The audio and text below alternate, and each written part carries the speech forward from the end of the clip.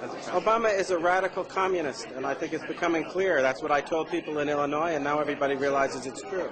He is going to destroy this country, and we're either going to stop him or the United States of America is going to cease to exist. Is there any...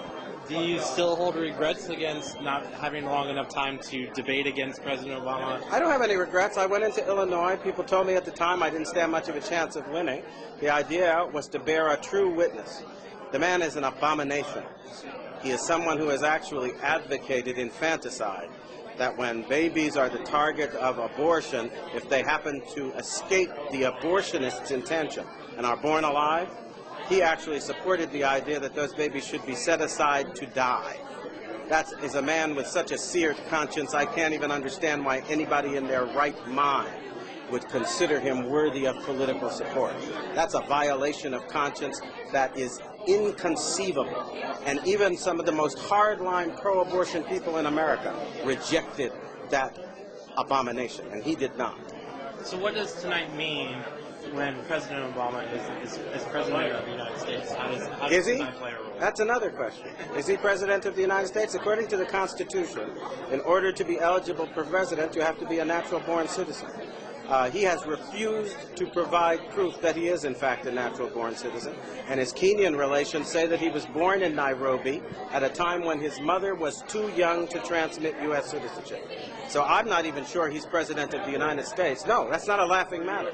Neither are many of our military people now who are going to court to ask the question, do we have to obey a man who is not qualified under the Constitution?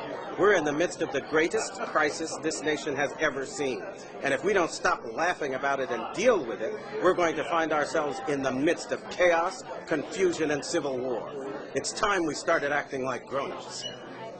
How could the policy that President Obama makes in the next couple of years affect activities like tonight? Sorry, the person you call President Obama, and I frankly refuse to call him that. Right. At the moment, he is somebody who is kind of an alleged usurper, who is alleged to be someone who is occupying that office without constitutional warrant to do so.